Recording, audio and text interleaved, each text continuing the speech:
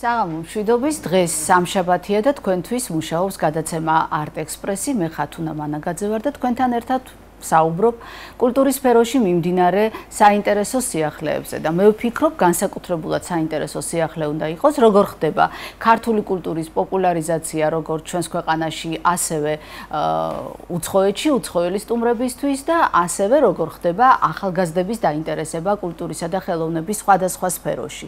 ამ საკითხებზე ვისაუბრებთ ჩვენს პირველ სტუმართან, სომელიეს სამოტივაციო ტრენერთან და ასევე ბლექსი კოლეჯის მოწვეულ ლექტორთან თენგიზ დოლიძესთან ერთად საღამო მშვიდობის. ძალიან დიდი მადლობა რომ ხართ ჩვენთან ერთად და ხართ უკვე ახალ ამპლუაში. საღამო მშვიდობის, მოგესალმებით ქალბატონო ხათუნა, მე ძალიან ბედნიერი ვარ რომ ვარ თქვენთან ერთად და დღეს ძალიან საინტერესო თემებზე ვისაუბრებთ. ასე გამოვიდა გამოცდილებიდან გამომდინარე, სხვადასხვა სფეროდან მოკლედ რა გამოცდილებების დავაგროვეთ, საბოლოო ჯამში რაღაცნაირად ისე ფორმულირდა, რომ ახლა ნამდვილად ვემსახურები ჩემთვის საყვარელ საქმეს, ადამიანებს და სფეროს. ამ ყველაფრის სინთეზი ძალიან საინტერესო მოცემულობაა და მე დარწმუნებული ვარ დღეს ამ ამბის, ამ საკითხების გაშლის შესაძლებლობა მოგვეცემა. რამდენიმე აქტიური საკითხი, ასევე ვინქსის დამფუძნებელი, ალბათ ამაზე შეგვიძლია რამდენიმე სიტყვი თქვათ, მაგრამ დავიწყოთ ტურიზმი ერთ-ერთი აქტუალური სფეროა ჩვენი ქვეყნისთვის, სფერო, რომელიც განსაზღვრავს ზოგადად ჩვენს კულტურულ ინტერესებს, სოციალურ ინტერესებს, პოლიტიკურ გნებავთ და ნებისმიერ შემთხვევაში ეს არის სფერო ყველასთვის ხელმისაწვდომი და ყველასთვის საინტერესო. ღვინო, ქართული ღვინო როგორც ქართული ტრადიციული კულტურა, რომელიც აღიარებულია ბევრი საერთაშორისო ორგანიზაციის მიერ აღარ ჩამოთვლი ახლა და თქვენ წარმოადგენთ ამ შემთხვევაში სომელიეს და მოდით რამდენიმე სიტყვით ვთქვათ, როგორია ღვინის ტურიზმი საქართველოში. აუცილებლად, ვიდრე ამ თემას შევეხებოდა, მინდა ვთქვა, რომ უკვე მერვე წელია ვარ კოლეჯ ბლექსის მოწვეული ლექტორი. აქამდე სხვადასხვა მოდულებთან მიმართებაში ვკითხულობდი ასეთ საგანს ტურიზმისა და სტუმართმასპინძლობის შესავალი, რომელიც პრაქტიკულად შეიძლება ითქვას, რომ არის ჩვენი კოდი, ქართველების კოდი, აი სტუმართმასპინძლობა.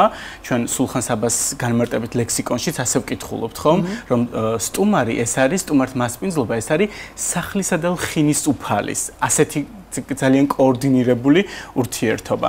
აქედან გამომდინარე, სულ მქონდა ამ თემის ირგვლივ მომიჯნავე, შეიძლება ითქვას, თემების მიმართ ექსპანსია, რომ მესწავლა გამეფართოებინა ბუნებრივია ცნობიერება და უფრო საინტერესო ყოფილიყავი ჩემი სტუდენტებისთვის. ასე აღმოჩნდი ძალიან საინტერესო თავგადასავალში, ღვინო ძალიან მიყვარს, მართალია არ მეტყობა, მაგრამ ძალიან კარგი გურმანიც ვარ, მოკლედ ვამზადებ და ჭამაც მიყვარს და ამასთან ერთად ცხადია ყველა ქართულ კაცს ღვინოსთან ძალიან კარგი ურთიერთობა აქვს.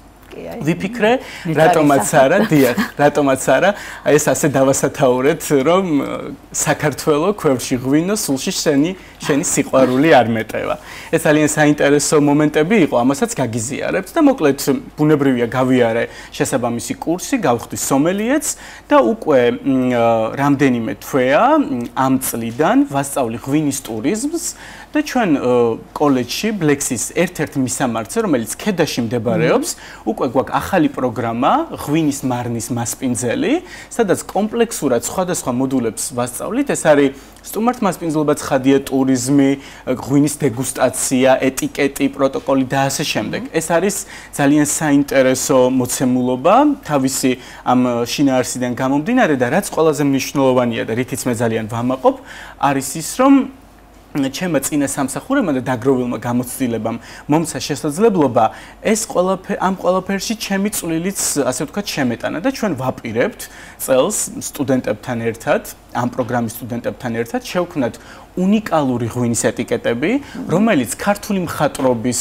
ელემენტებით იქნება გაჯერებული და პრაქტიკულად წარმოიდგინეთ ღვინო არის ერთ-ერთი ყველაზე გაყიდვადი. ბაზა რა ღვინოზეა საუბარი, რომელ ღვინოზე? ბუნებრივია ღვინოებზე, რომლებიც მზადდება აჭარაში. ეს არის ჩხავერი, ცოლიკაური და ასე შემდეგ, ხო? ჩხავერი ეს ვარდისფერ ყურძნიანი ვაზის ჯიშისგან დამზადებული ღვინო, რომელსაც განსაკუთრებული ბუკეტი და შეფერილობა აქვს, რა თქმა უნდა. მისი მირთმევის წესით ძალიან განსხვავებული და განსაკუთრებულია და თქვენ აუცილებლად ერთხელ უნდა წამოხვიდეთ ჩვენთან ერთად ქედაში. ასე გამოვიდა ძალიან საინტერესო მოკლედ პროგრამა არის ეს, რომელზეც უკვე არიან ისეთი სტუდენტებიც მათ შორის, რომლებიც უკვე ფლობენ მეურნეობას, საქვეურე მეურნეობას, ღვინის მარანს და ასე შემდეგ და იმაღლებენ კვალიფიკაციას. ეს ძალიან კარგია მდგრადობის თვალსაზრისითაც თუ შევხედავთ, ხომ? იმიტომ რომ რეალურად ადამიანები ამ ყველაფერს უკვე როგორც ეკონომიკურ დარგს ისე აღიქვამენ, უყურებენ, აფართოვებენ, ცდილობენ პოპულარიზაციას და თავის მხრივ ეს ყველაფერი ხელს უწყობს ზოგადად ტურიზმის და ამასთან ერთად სოფლის ტურიზმის განვითარებასაც, ხომ? იქ იქმნება ახალი ტურისტული მარშრუტები, რომლებსაც ემატება სადღაც ვთქვათ ჩანჩქერი, იქ ეკლესია მონასტრის მონახულება, რაც მაღალმთიან აჭარაში ამ მიმართულებით ძალიან საინტერესო და ასე შემდეგ. ჩვენ ბუნებრივია ეს სამუშაო პროცესი არ ვიცით ხო, სადამდე მიგვიყვანს, მაგრამ წინა ლექციაზე გქონდა ასეთი დისკუსიაც ასეთ თემაზე, როგორი უნდა ყოფილიყო ეს ეტიკეტები და სხვათა შორის რამოდენიმე სტუდენტს ჰქონდა მოსაზრება, რომ აჭარული ნაქარგობებიც გამოგვეყენებინა ამ ამბავში. პრაქტიკულად ეს იქნება რაღაც ახალი პლატფორმა, ერთ-ერთი ყველაზე გაყიდვადი ტურისტული პროდუქტის საშუალებით ჩვენი ხელოვნების ეს მიმართულება უფრო შორს გავიტანოთ. მე ამით ძალიან ვამაყობ და იმედი მაქვს ერთ დღეს თქვენ სტუდიაში ასეთი ეტიკეტირებული ღვინით მოვალ. თავის მხრივ უნდა აღინიშნოს, რომ სტუდენტებთან ურთიერთობა არის, არ ვიცი, რაღაც ძალიან განსაკუთრებული და ისეთ სასწაულ მაგიას ატარებს. პრაქტიკულად ყოველდღე გაქვს შესაძლებლობა იდგე რაღაც მომავლის წინაშე, არა როგორც დროითი მოცემულობა, არამედ როგორც შესაძლებლობა. ისინი შთაგაგონებენ შენ აძლევ მათ მიმართულებას და ეს პროცესი არის ძალიან საინტერესო. ძალიან მნიშვნელოვანი, მე ვფიქრობ, მართლა საინტერესო იქნება ამ ყველაფრის შედეგი, რაზეც ახლა გქონდათ საუბარი და გადავიდეთ უკვე, მოდით რამდენიმე სიტყვით ვინქსის შესახებ, ვინ-ექსი. სიამოვნებით, ვინქსი ეს არის, ნახეთ, ვინ, როგორც გამარჯვება და ექსი ინდივიდუალური მიზნის სიმბოლო, აი ამ რაღაც სინთეზია ამ ყველაფრის, რაც შესაძლებლობას გაძლევს შენ ცხოვრებაში მოიტანო პოზიტიური ცვლილებები, რომელიც არ გელოდება სადღაც, აი როგორც ბედნიერი მომავალი სადღაც შორს, ხო? ის არის იმ გზაზე, რომელზეც ახლად გახარ და ვინქსი გეხმარება სწორედ იმაში, რომ ეს ყველაფერი დაინახო და უფრო ახლოს მოიტანო შენთან. ასევე ქალბატონო ხათუნა ვისარგებლებს შემთხვევით და იმასაც გეტყვით, რადგან ეს თემაც არის ამასთან ახლოს. მას შემდეგ რაც მუზეუმიდან ვთქვათ წავედი, ხელოვნების მიმართ სიყვარული ჩემში არ გამქრალა, ასე ვთქვათ. ახლა გადავდივართ იმ ამბავზე, რაც მეორე ნაწილია ჩვენი საუბრის. დიახ, ხელოვნების მიმართულებითაც გავაგრძელეთ, მოკლედ შეიძლება ითქვას ეს სასიამოვნო მოგზაურობა საგანმანათლებლო ცენტრ უნიბათუმში, სადაც უამრავი ძალიან კარგი მოსწავლე ყავს, მათ ვეხმარებით უპირველეს ყოვლისა ვირტუალური სათვალეების მეშვეობით იმოგზაურონ თავიანთ მათთვის სასურველ ადგილებში, ეს შეიძლება იყოს მუზეუმები, შეიძლება იყოს ქვეყნები, ქალაქები, მაგალითად რამდენიმე დღის წინ შვეიცარიის სოფლები დავათვალიერეთ და ამის შემდეგ ვცდილობთ რომ ეს კომპონენტი ბუნებრივია აქაც ვაჩვენოთ, მაგალითად როგორ ხო? აი რაღაცა სწავლების მეთოდები გვაქვს, ვთქვათ, ქარდებით და ვცდილობთ ნახატებით ვასწავლოთ ეს. ბუნებრივია ვიყენებთ უკვე იმ ექსპონატებს, რომელიც ჩვენს მუზეუმებშია დაცული. შემდგომ მსგავსი თემატიკის ექსპონატებს ვაჩვენებთ ვირტუალური სათვალეების მეშვეობით სხვა ქვეყანაში და როდესაც გასულითი აქტივობები გვაქვს, აი დიახ, გასულითი აქტივობები როდესაც გვაქვს, უკვე მოვყავს აჭარის სამუზეუმო გაერთიანების სხვადასხვა მუზეუმში, სადაც მადლობა უფალს, რომ ძალიან ღირებული და კარგი ექსპონატები არის შემონახული. და სატარდება ეს ტრენინგები ძირითადად თუ გასვლითი ტრენინგებია? ნახეთ როგორ არის, ჩვენ ვიყენებთ პრაქტიკულად ყველა შესაძლებლობას და საერთოდ მგონია, რომ აი ერთობა რა არის, ხო ძალა, როდესაც განსხვავებული ადამიანები, უნარების მქონე ადამიანები ერთიანდებიან, ძალიან ბევრი რამ ხდება შესაძლებელი. თურმე იქ არსებობს ტექნოპარკი, ვისაც აქვს ძალიან კარგი საკონფერენციო, რომელიც მზადაა გათხოვოს ეს სივრცე საგანმანათლებლო აქტივობისთვის. მე აღმოჩნდება, რომ იქ ვიღაცა საგანმანათლებლო პროგრამა აქვს, რომელიც დაგეხმარება, ვიღაცა ტრანსპორტირებით გეხმარება, ჩვენი რესურსები გვაქვს და მაქსიმალურად ვცდილობთ, რომ ეს ტრენინგების მომენტი გარეთ გავიტანოთ და არ იყოს მხოლოდ აუდიტორიაში. ეხლა ვხედავ პატარებს. ეს ძალიან მნიშვნელოვანი ფაქტორია, რომ ასეთი ასაკის ადამიანები არიან ასე ვთქვათ, ჩართული ამ აქტივობებში. დიახ, იცით რა არის, ეს ყველაფერი თავიდან საპილოტე იყო სიმართლე რომ გითხრათ და ბუნებრივია, ეხლა ჩვენ ასე მარტივად ვერ ვიღებთ, ხო? აი, წერალთა სახლთან გვაქვს ძალიან აქტიური თანამშრომლობა და იქაც დაგყავს ბავშვები ხელოვნების მუზეუმში ცხადია, საიდანაც დაიწყო ჩემი ამ სფეროს მიმართ განსაკუთრებული სიყვარული და ასე შემდეგ. იმას ვამბობდი, რომ ეს პროექტი თავიდან აი ვირტუალური სათვალე ხელოვნება იყო საპილოტე. ჩვენ ბუნებრივია გავწიეთ რაღაც რისკები ამასთან მიმართებაში, მაგრამ აღმოჩნდა რომ ახალი პროდუქტი ახალ თაობას ძალიან იზიდავს და თქვენ ვერ წარმოიდგენთ როგორ სწრაფად ხდება მათი მხრიდან ამ ყველაფერთან ადაპტაცია. მე თუ ვთქვათ რაღაცა 2 დღე დამჭირდა რომ ეს მოწყობილობა აღვიქვა, როგორ მუშაობს, როგორ გადაადგილდება, როგორ შეიძლება იქ სხვადასხვა სივრცეებში მოძრაობა, ისინი ამათ სულ რამდენიმე წუთში ახერხებენ. ეს თაობა დაბადებიდან უკვე მზად არის ამისთვის და პრინციპში მე მგონია რომ თუ ჩვენ ციფრული ტექნოლოგიების მიგნებებს სწორად გამოვიყენებთ, ამაში ცუდი არაფერი არ არის, ხო? რასაკვირველია, როცა ეს არის მიზნობრივად გამოყენებული და როცა ეს იძლევა უყუგებას და შედეგს, რომელიც აუცილებელია ყველასთვის. აი სტანდარტული გაგება მე არ ვერჩი, ასე ვისწავლე გეოგრაფია და მადლობელი ვარ რუკასთან და წიგნით, მაგრამ თუმცა ჩვენ დღეს ვაძლევთ მოსწავლეებს შესაძლებლობას, რომ ჯერ გაიგონ ამ ქვეყნის შესახებ რაღაც თეორიული ინფორმაცია, შემდგომ იმოგზაურონ ამ ქვეყანაში ვირტუალურად. 7 წლის რო ვიყავი, ვინმეს რო ეთქვა, რომ ეხა ისე იმოგზაურებ, რომ პრაქტიკულად იგრძნობ, რომ იმ ქვეყანაში ხარ, ცოტა უცნაური იქნება. აი, ძალიან საინტერესო დეტალია, რამდენად შეიძლება ამ ყველაფრის მომავალში ადაპტირება უკვე საჯარო სკოლების მისამართით. იცით რა არის, რასაკვირველია, ყველაფერი შესაძლებელია და ჩვენ ეს ბარიერები საკუთარ თავს არ უნდა დავუწესოთ. ამაში მხოლოდ გამოწვევას ვხედავ იმას, რომ ტექნოლოგიური აღჭურვილობა იქნება ამ კუთხით.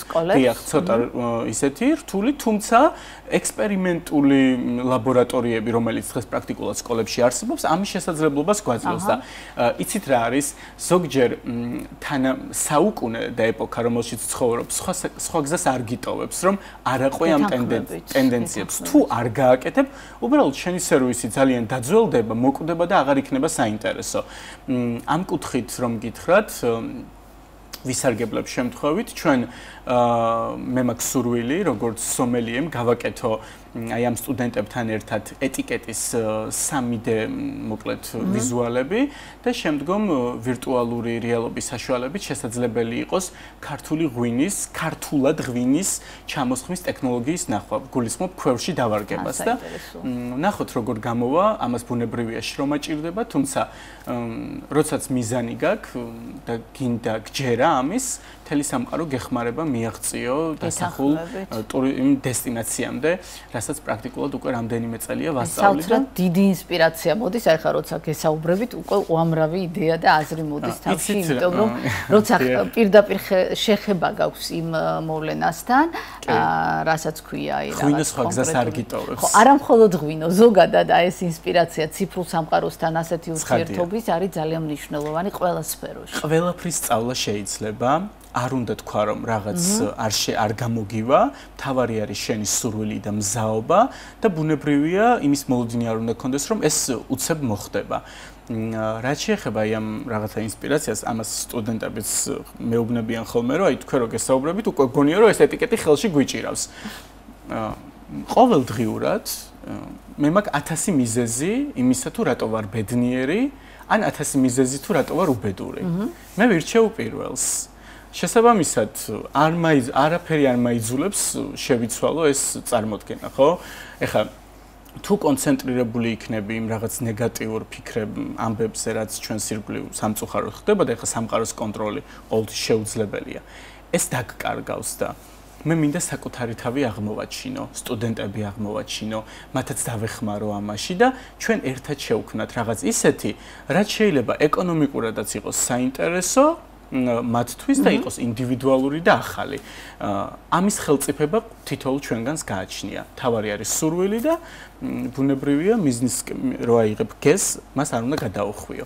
ერთგულება. დიდი მადლობა თენგო, იმიტომ რომ მართლა ძალიან ისეთი ინსპირირებული განწყობა დატოვე და მე ვფიქრობ მაყურებელსაც ექნება ეს განწყობა, ჩვენს მაყურებელს შევახსენებ, ჩვენ საუბრობდით სიახლეებზე, რომელიც ძალიან საინტერესოა, მე ვფიქრობ ყოველი ჩვენგანისათვის და სულ მალე მართლა იმეც ვიტოვებ, რომ აი აქ სტუდიაში ჩვენ ვნახავთ იმ ახალ ეტიკეტებს, იმიტომ რომ ისე ლაპარაკობდით, რომ აი მართლა თქვენი სტუდენტების არ იყოს უკვე ამის შეიძლება წარმოიდგინო, რომ ეს ყველაფერი ძალიან მალე იქნება და გისურვებთ ამას. ჩვენი სტუმარი იყო ბლექსი კოლეჯის მოწვეული ლექტორი, სომელიე, ასევე სამოტივაციო ტრენერი თენგიზ დოლიძე. დიდი მადლობა მას. ახლა კი ანა ვაშაყმაძე გვამოგზაურებს პეკინის საოპერო თეატრში. აღმოსავლური მუსიკალური ხელოვნების ერთ-ერთი საინტერესო ჟანრი ჩინური ოპერა. ტრადიციულ ჩინურ ოპერას სიქუს უწოდებენ. მის შესახებ ადრეული ცნობები სამი სამეფოს პერიოდს მიეკუთვნება. დარგი საუკუნეების მანძილზე იხვეწებოდა და პირველი საოპერო დასი ლი უანი ტანის დინასტიის იმპერატორ სიუენ ძიუნის მმართველობის დროს შეიქმნა. ჩინურ საოპერო დადგმებში ცვლილებების ასახვისთვის მსახიობები გარკვეულ ჟესტებს იყენებენ. მაგალითად, ხელის ტალღოვანი ჟესტი მდინარეზე გადაადგილებას ნიშნავს.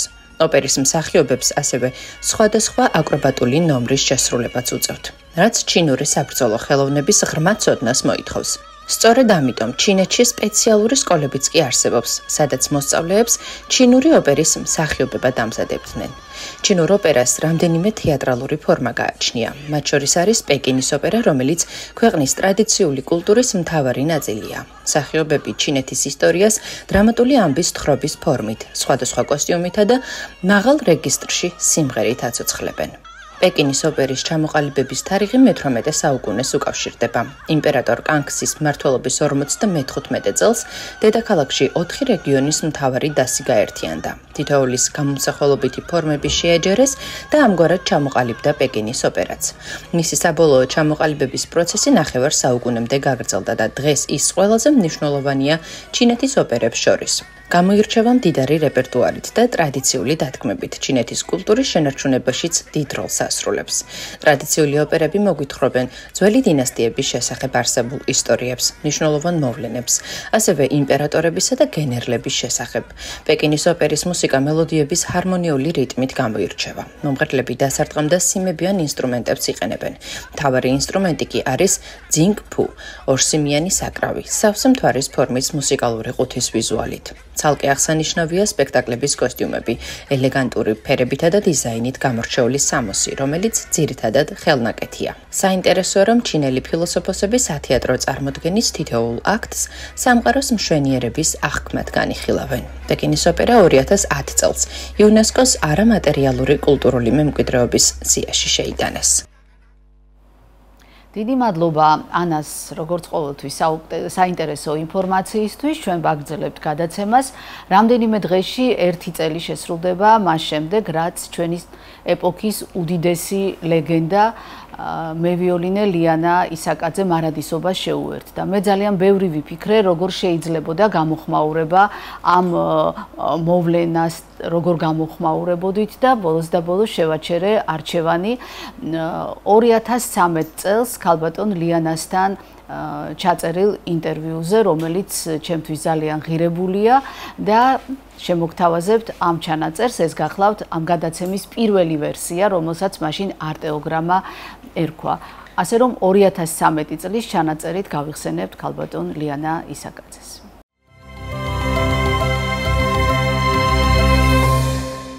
არტეოგრამა კვლავ პირდაპირ ეთერშია. როგორც ვიცით, ბათუმში საერთაშორისო ფესტივალი ღამის სერენადები მიმდინარეობს. ჩვენი გადაცემის სტუმარი კი იმ იშვიათ ადამიანთა რიცხვს მიეკუთვნება, რომელსაც ჯერ კიდევ ადრეულ ასაკში შეეძლო ეთქვა. ბუნებამ მე მაჩუქა უნარი ვხედავდე და მესმოდეს ის, რისი ხედვა და სმენა შეუძლებელია. ბუნების დამალული ფარული არსი. ამ უნარის მეშვეობით შესაძლებელია ხედავდე და ინტუიციური თუ სხიური აღქმით იცოდე სხვა უმაღლესი რეალობის თვისებები. და კიდევ, ჩვენი სტუმარია ქალბატონი, რომელიც ამბობს, ვიდრე ჩემი ვიოლინო ჩემს გვერდითაა, ჩემი მიზანი წმინდათა წმინდა. ჩვენი სტუმარია ქალბატონი ლიანა ისაკაძე და მე ძალიან ბედნიერი ვარ, ძალიან მიხარია რომ ამ მოუცვლელობის ჟამს მოახერხეთ ჩვენთან მოსვლა. დიდი მადლობა ამისთვის. მე ძალიან ბევრი ვიფიქრე, როგორი უნდა ყოფილიყო დღევანდელი ჩვენი შეხვედრა. ღამის სერენადების შესახებ ძალიან ბევრი ითქვა, ყველამ კარგად იცის და საერთოდ ეს პერიოდი ბათუმელებისათვის ასოცირდება უკვე თქვენთან და ღმერთმა ქნას, რომ მრავალი წლის განმავლობაში ასე იყოს. მაგრამ მე დღეს გადავწყვიტე მაინც თქვენი ნააზრევის მიხედვით დავიწყო შეხვედრა და დისკუსია თქვენთან ერთად. საბედნიეროდ მე მთელი ცხოვრება ძილში გავატარეო, ამბობდით თქვენ. მაგრამ მეძინა მუსიკასთან ერთად, მეძინა მუსიკაში. ეს ძალიან მნიშვნელოვანი და საინტერესო ფრაზაა და ვინც აიკითხავს, ალბათ არ გაუჭირდება გაიგოს, რომ ძალიან არაორდინალური ადამიანის დაწერილია, თუმცა ძალიან ადრეულ ასაკში. და მე გამიჩნდა ასეთი შეკითხვა. იპოვე შენს თავში უკაცრიელი კუნძული და იქ დასახლდიო, ამბობთ. იპოვეთ ეს კუნძული? კი, მაგ კუნძულზე ცხოვრობ მთელი ჩემი ცხოვრება, იმიტომ გამომივიდა ეს რომ დაიწერა ჩემი ხელით რომ მე ძილში გავატარებ. იმიტომ რომ პრინციპში მე აქ არც მოსულვარ თითქოს ამ ქვეყნად. ისეთი ხალხი ცხოვრობს ძალიან ღია თვალებით, ღია ყურებით, ყველაფერს ითვისავს, რაც ირგვლივ არის. ყველაფერი აინტერესებს, ყველაფერი რასაკვირველია მეც ეგრე ცხოვრობ, მაგრამ რაც ირგვლივ არის, ჩემს ირგვლივ არასდროს არ არის ისეთი მნიშვნელოვანი, როგორიც არის რაც შიგნით მაქვს. მე ვცხოვრობ ჩემი შიგნით, შიგნითა ცხოვრებით და ამიტომ ვიძახი, რომ კი ვხედავ ყველაფერს, ვხედავ ცუდსაც, კარგსაც, რაც ამ ქვეყნად ხდება, მაგრამ რეალურად ამ ცხოვრებაში ვერ შევდივარ. ვერ შევდივარ ისე რომ აი მივიღო მონაწილეობა აი ამ ყოფით გარემოში. ყოფით გარემოში, დიახ. აი ასეთი საინტერესო მომენტია, რატომ იყო რომ ჩემი პირველი კონცერტიდან მოყოლებული, როცა მე 7 წლის ვიყავიო, არასოდეს არ ღელავდი სცენაზე გასვლის წინო, იმიტომ რომ არ მინდოდაო მსმენელისთვის თავი მომეწონებიაო და შემდეგო ძალიან მადლიერი ვიყავიო. არ არის სწორი. აი ესე გიწერეთ. არ ფიქრობდი თავი მომეწონებია მსმენელისთვის, მაგრამ შესრულების შემდეგო ვიყავი და ძალიან ბედნიერიო, იმიტომ რომ ჭეშმარიტებას ორივე ვეზიარეთ. აი ეს განცდა საიდან 7 წლის ასაკში. აი ეს არის სწორედ როგორც ჩანს, იცით მე რო დავიბადე თურმე დედაჩემმა მითხრა, რომ პირველი ჩემი სიტყვა კი არ იყო, დედა კი არ მithქვია, მიმღერია. წარმოგიდგენთ, ისე რომ როგორც ჩანს ეს ალბათ თან დამყვა ესეთი ისა უკვე და მე ამ რატო არ ხელავდი არასდროს დიდი ბოდიში ამ ხმაზე მე ისე გადავიღალე ამ ფესტივალის მომზადებაში და ყველაფერში რომ უკვე უბრალოდ ტონში და ამიტომ გადავწყვიტე მეც არ გვესაუბრა ფესტივალს. მართალია, ხო და უბრალოდ მე მინდოდა მithქვა რომ აი ეს თან დაყოლილი გრძნობა იმის რომ თუ კი მე უკრავ მუსიკას და რაღაცა საერთოდ ყველაფრით მინდოდა რომ გამეხარებინა ხალხი. აი ესე იგი ეს სიყვარული ხალხისადმი როგორც ჩანს დაბადებიდან მქონდა აი ეს პირველი მაგალითად რომ დავიბადე თურმე ჯერ თვალები არ გამიხელია და ჩემი ძმა რომ მოსულა ჩემს სანახოდ მე გამიღიმია იმისთვის აი აქედან დაიწყო ასევე რომ გამოდიოდი სცენაზე უკვე 7 წლის ასაკში სულ არ ვღელავდი იმიტომ რომ რატოღაც ვიცოდი რომ მე სულ ყველა გამიგებს მსმენელი მე მინდოდა რომ მათთვის მომეტანა სიხარული გამიზიარებინა ის აი რაცაც მე უკრავდი და რაღაცა ამიტომ ცოტა სხვანაირი ბავშვი მე ვიყავი ძალიან ჩუმი ეს ძალიან მნიშვნელოვანია ძალიან ჩუმი ერთადერთი რაც მე ხერხებოდა ეს იყო სიცილი სიცილი და მოსკოვში მაგალითად მიძახდნენ ხახატონიას აი 20 წლის ასაკში ამბობთ იყო და არის მხოლოდ ერთი მუსიკა მაგრამ ისიც არ არის ამ სამყაროსთვის აი 20 წლის ასაკშიც ძალიან რთულია ასეთი გადაწყვეტილების მიღება და ასეთ აზრზე ყოფნა. აი ის სამყარო, რომელშიც თქვენ უკრავთ. ძალიან ხშირად რასაკვირველია გასაგებია მხოლოდ თქვენთვის, იმიტომ რომ მუსიკოსი მაინც მარტოა ყოველთვის და მარტოა თავის შემოქმედებასთან. მაგრამ არის მსმენელი, რომლის უარყოფა არ შეგვიძლია და ეს მსმენელი არსებობს. აი როგორ ხდება გაკვალვა გზის მსმენელამდე და როგორ არის თუ არა მომენტი, როცა თქვენ გრძნობთ როგორ შემოდის მსმენელი მუსიკაში და როდის იკარგება ის თქვენგან. თუ მარტო ხართ მაშინ. არა, იცით, ეს არის ბუნებრივი მოვლენა. თუ კი შემსრულებელი დაკვრის დროს არის მთლიანად მუსიკაში, ესე იგი სხვა სამყაროში, ავტომატურად გადადის მთელ მსმენელზე ეს მდგომარეობა. და ეს იმდენად დიდი ჭეშმარიტებაა, რომ რამდენადაც მსმენელი არ უნდა იყოს უვიცი, ვთქვათ, და მოუმზადებელი და რაღაცა, აი ეს სხვა სამყარო მუსიკის მეშვეობით ნებისმიერ ადამიანს მიიპყრობს. იმიტომ რომ ეს არის ჭეშმარიტება. არა? დიახ, აი კიდევ არის ესეთი ძალიან ვინც წაიკითხავს თქვენს წინს აუცილებლად გაუჩნდება ალბათ ეს კითხვა, ეს ფრაზა საბჭოთა კავშირს სულ ახალი კადრები სჭირდება, სულ არ ენაღვლება რამდენად ნიჭიერი არიანო ისინი, მნიშვნელოვანია კონდეს საჭირო გვარი და ყავდეს ნაცნობი, ქვეყანას უნდა გახდე ისეთი, როგორიც მას არ ძალუძს. აი თქვენს შემთხვევაში, როცა ასეთ დიდ ნიჭთან, ასეთ დიდ შემოქმედებასთან გვაქვს საქმე, ქონიათ პრობლემები დაუშვათ იგივე აი ქვეყანაში, იმ წყობაში, რომელიც არსებობდა თქვენი შემოქმედების გამო? არა. კი, იყო ბევრი პრობლემები, რასაკვირველია, მაგრამ ჯერ ეს ერთი ის პრობლემები, როგორც იყო გარედან, ჩემს გარეთ, ისევე დარჩა ჩემს გარეთ, ჩემში არ შემოდიოდა. ამიტომ მოხდა ის, რომ მაგალითად ბევრი წავიდნენ საბჭოთა კავშირიდან და განაგრძობდნენ იქ მოყოლას იმის, როგორც ცუდად ეპყრობოდნენ ვითომ და რაღაცა. მე მაგალითად ყველაზე უფრო ცუდად შეიძლება ითქვას, რომ მიუხედავად იმისა, რომ სახალხო არტისტი ვიყავი საბჭოთა კავშირის, მაგრამ რაც შეეხებოდა ადგილობრივ, ვთქვათ, კარიერის მიცემას შემსრულებლად, პირველ რიგში, რასაკვირველია, თავის რუსებსთან, ებრაელებს აძლევდნენ ამ იმას და მე მაინც ქართველი ვიყავი მეორე მხარეზე. მაგრამ მე ამას არ ვაქცევდი, იმიტომ რომ ჩემთვის საერთოდ არ არსებობდა ეგ. მე იცით, მთელი ცხოვრება ვასრულებდი ჩემს მოვალეობას ღმერთის წინაშე. რომ დამეკრა ისე, რომ დედაჩემი და მამაჩემი ყოფილიყვნენ კმაყოფილი ჩემი დაკვირით. აი მეტი არაფერი, რომ გამემართლებინა ხალხის ქება, რომ მე მართლა რაღაცას წარმოვადგენ. მე სულ არ ვიცოდი, რომ მე რაღაცას წარმოვადგენ, მაგრამ რომ აქებდნენ, კაცო, ფიქრობდი, ვაიმე, ჩემი სიკვდილი უნდა გამამართლოს და ვმუშაობდი, ვიყავი ჩემთვის ამაში.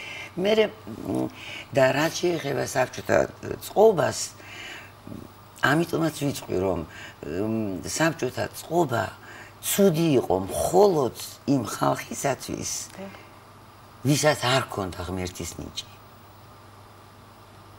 და ვისაც კი ჰქონდა, აი მაგალითად, და ეს ჰქონდა, თქვათ, ოისტრახს, ეს ჰქონდა შოსტაკოვის, აბორინს, ნეიგაუს, იმათ არავითარი პრობლემა. ისინი ცხოვრობენ თავიანთ ღმერთთან და გათავდა რა აბსოლუტურად. და ვინც კი ნაკლებად ნიჭიერი იყო, იმისთვის უფრო მომგებიანი იყო ის, რომ როგორ ჩვენ ნიჭიერები ვართ და უფრო მეტი ფული გვინდა და რატო არ გვაძლევენ. და ვისაც ფული უნდა, ის უკვე უნიჭოა. ჩემის აზრით. კი, თანხმობით. აი, კიდევ ესეთი რამ, ჩემი შინაგანი სიჩუმე ერთადერთი დამცველი გარსია აღმოვლებული სამყაროს წინაშეო. სიცოცხლეში ძალიან ძნელია სიჩუმის გაძლებაო, ხო? ეს იმიტომ, რომ ყველას არ ძალუძს ღმერთთან სიახლოვე აიტანოს.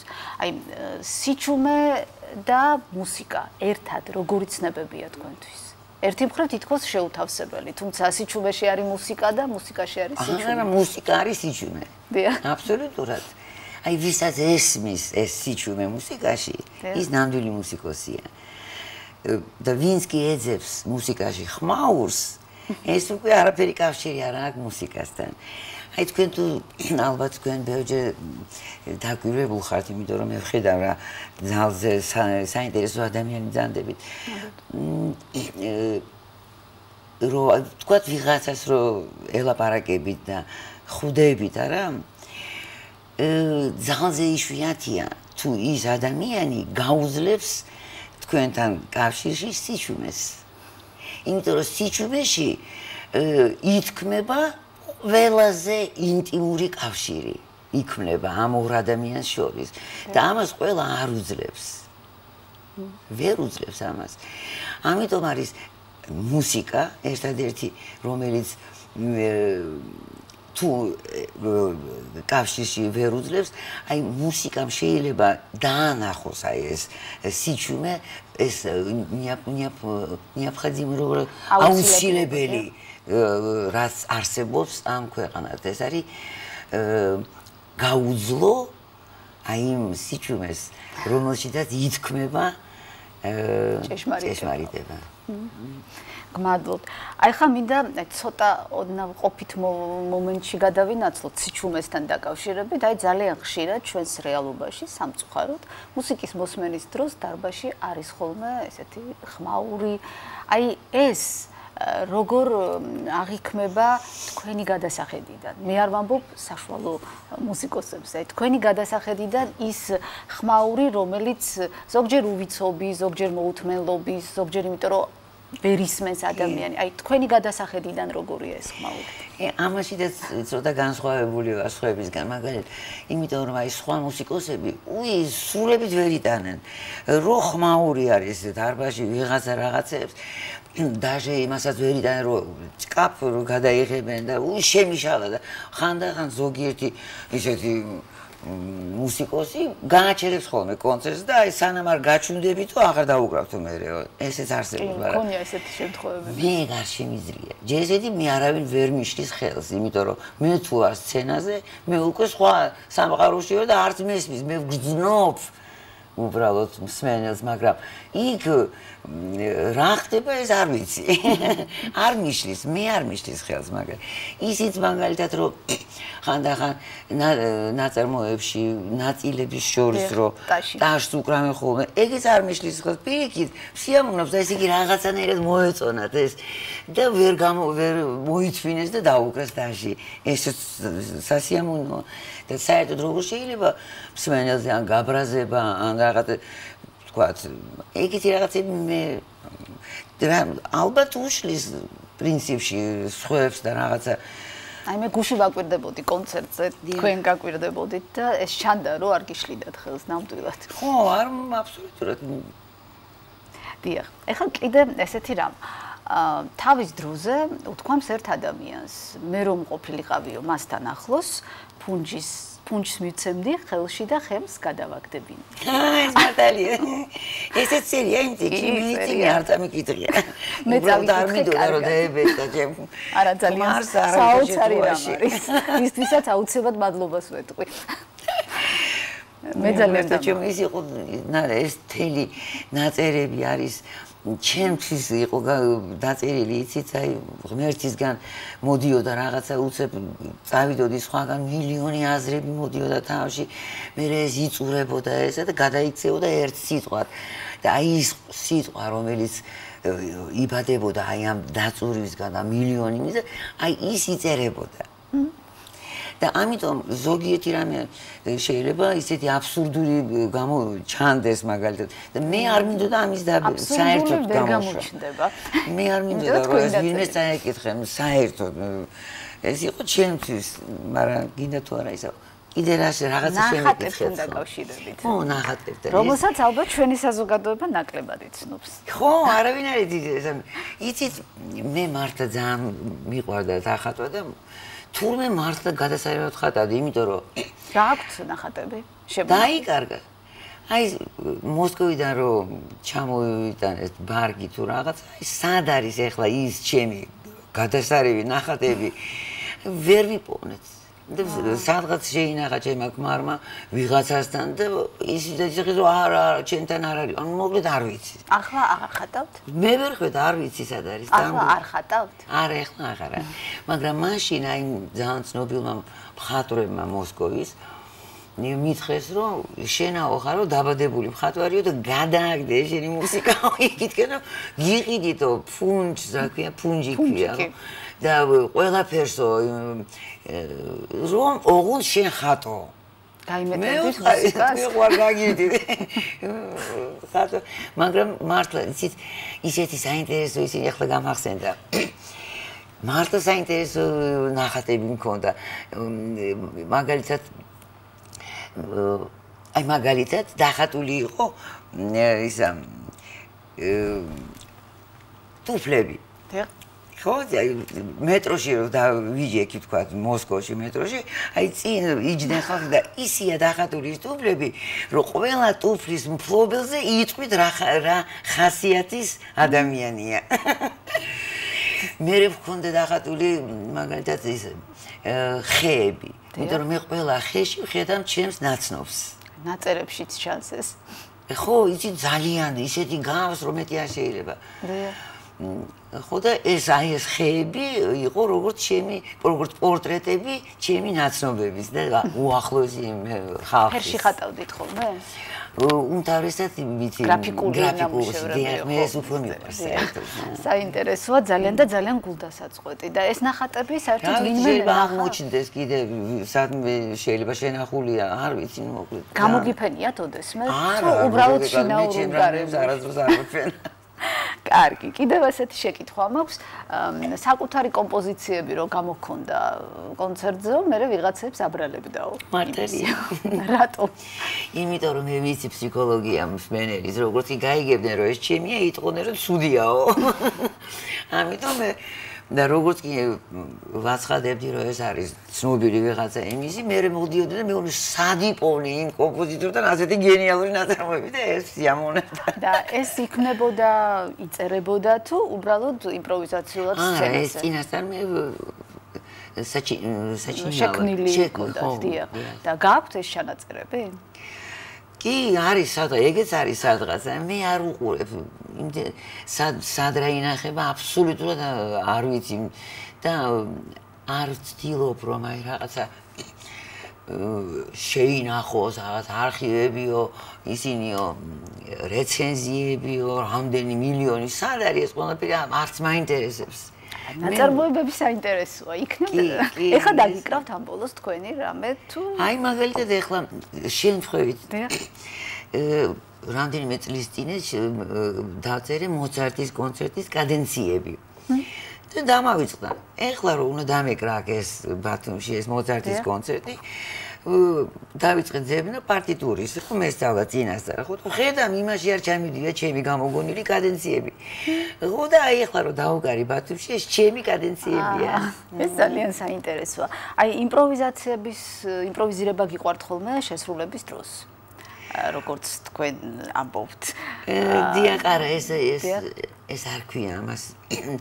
იმპროვიზაცია, იმიტომ იმპროვიზაცია არის თუ გადადიხარ რაღაც სხვა თემაში, მაგრამ იმპროვიზაცია იმ ხრივ რომ შთაგონება თუ მოდის კონცერტის დროს და შესრულების დროს, მაშინ ისედაც გამოდის იმპროვიზაცია, იმიტომ რაღაცა ახალი რაღაცები იპოვნება. ამ დროს პარტნიორი ისინი თუ კი ეს შთაგონებაა, მაშინ ეს გადაეცემა იმათ და ლოგიკურია, იმდენად ლოგიკური, აი ბრამსის სექსტეტი რო დავუკარით, მაგრამ სხვანაირად დავუკარი მე, მაგრამ იმდენად ლოგიკური აღმოჩნდა, რომ ისინი სულ ყველა წამოყვნენ მე. იმიტომ რომ სხვანაირად არ შეიძლებოდა, იმდენად ლოგიკური იყო და ეს იყო შთაგონებით მასე. აი, არის თუ არა ძნელი სამართავი Facebook-ის მუსიკოსები, ორკესტრი, რომელშიც პრაქტიკულად ყველა სოლისტია. და ყველას თავისი მეტრო რიტმი, ყველას თავისი. აი, ნუ როგორ გითხრათ, შესრულების დროს არის თუ არა სირთულე ამ თვალსაზრისით? არავით არის, იმიტომ რომ ისინიც ისეთი დიდი მუსიკოსები არიან, რომ თუ კი თქვენ აკეთებთ რაღაცას სწორს, აი შთაგონებით, ეს მასშიდაც გადადის სულ ყველაში და ხელად მოდიან ესმით და ზუსტად ისე აკეთებით, როგორც მე როგორც გარნახობს ჩემი შესრულება. გუშინ იყო ძალიან საინტერესო ინტერპრეტაცია ამ კუთხით ვიოლინოსა და ალტის სოლოს შემთხვევაში. ძალიან საინტერესოდ მიყვებოდა ორკესტრი სოლისტებს. აი დირიჟორობდა ეს მაინც. მომენტებში მაინც დირიჟორობდა. აი ვივალდი რო დაუკარეთ, იქ მე ხო არ დირიჟორობდი და იქ სულ სხვანაირად დაუკარეთ ჩვენ. მე პირადად. მაგრამ ისე წამოყვნენ ისინი რომ მე გავოცდი. ესე იგი როგორ გძნობენ, ესე იგი სულ ყველანი არის შესული აი ამ მუსიკის სამყაროში. ისე ძალიან მიყვარს მე ჩემი მუსიკოსები. თქვენ ყოველთვის განსაკუთრებით საუბრობთ ბახზე. რომ ბახი არის ეს საწყისი ყველაფრის ყოველთვის. რამდენად ხშირად უკრავთ ხოლმე ბახს? ყოველ დღე. ეგრე იწყება ჩემი დღე, ეს არის თავარი და მით უმეტეს თუ რამე განსაცდელი მქონდა და რაღაცა და ვერ გადავწყვიტე რაღაცა საკითხი, ვერაფერი ვიღებ ხელში ვიოლინოს, უკრავ ბახს და ყველა საკითხი გადაწყვეტილია. და კონცერტზეც ხშირად, მაგრამ ისე ხშირად არა, იმიტომ რომ ალბათ ამიტომ რომ ძალიან მნიშვნელოვანია. ძალიან მნიშვნელოვანია და მეორე იმით რომ უმთავრესად სხვა ისეთ პროგრამას უკრავ ხოლმე კონცერტში, რომ არ შეერთება ბახი, არ ნიპათხოდეთ თუ არ იმ კონტექსტში რაღაც გარკვეულად მოცემული ეს ხო და აი რაც შეეხება პროექტს მუსიკოსები ხუმრობენ, რომელიც ძალიან ისეთი არც თუ დიდი ხნის ისტორია აქვს პრინციპში, მაგრამ ეს იყო 80-იანი წლები, როცა თბილისში დაიწყო ეს ყველაფერი, ხო? მუსიკოსები ხუმრობენ პროექტი. ხო, დიახ, ეს იყო პირველი. ეს ინიციატივა თავის დროზე არ იყო ერთგვაროვნად მიღებული, როგორც მე მახსოვს, თბილისში გარკვეულ მუსიკის მცოდნეებს ჰქონდათ ისეთი არაადეკვატური რეაქცია, თუმცა ეს ალბათ ბუნებრივი პროცესი იყო, განსაკუთრებით ავე მარიას შესრულება. ეს რაღაც ძალიან დიდი აჟიოტაჟი. შეეჩვია საზოგადოება ამას. კი, როგორ არა.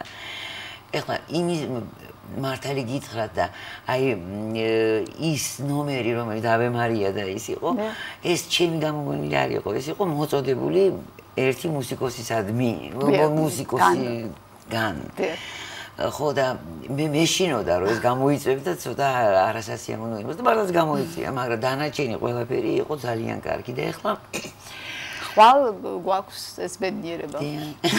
და მე ვფიქრობ საინტერესო იქნება ჩვენი მსმენელისთვის. მე ხა ბევრს აღარ დაგღლით, ვიცი რომ ძალიან რთული და ძალიან ისეთი შემოქმედებით და დატვირთული დღეები გაქვთ, არ არის ადვილი 5 დღეში ამდენი ნაწარმოების მოსმენა, შესრულება და ასე შემდეგ. და მე მინდა მაშინ ბოლო სიტყვა გითხრათ თქვენ, თქვათ რამე ჩვენი მაყურებლისთვის და მე დავასრულებ გადაცემას. რას ეტყვით ბათუმელებს? ჯერ ესეთი ბათუმელები მე ისე მიყვარს რომ მეტი არ შეიძლება, მით უმეტეს მინდა ახლა მიულოსო რომ თურმე აი ასეთი უაღრესად განათლებული, უაღრესად სულიერად განათლებული ადამიანები როგორც თქვენ ძანდებით არსებობენ აქ ამ ბათუმში, ეს უკვე იმის საწინდარია რომ თქვენი მსმენელიც და ხალხიც ნამდვილად აიწევა დიდ დონეზე, აი სულიერ ხრით და ეს არის საწყისი ყველაფრის, მე გულისხმობ даже ეკონომიური ვთქვათ სიკეთის და ყველაფერი ეს სულიერება არის ყველაფრის საწყისი და ამას ვისურვებ თქვენს ხალხს. ძალიან დიდი მადლობა.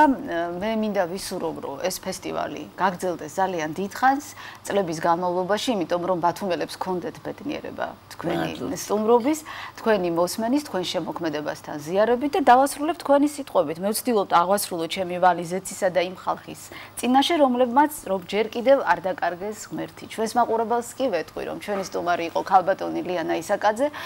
ძალიან დიდი მადლობა მას იმისათვის, რომ იყო ჩვენთან ერთად. მე მომავალში დაგიბრუნდებით. ნახვამდის.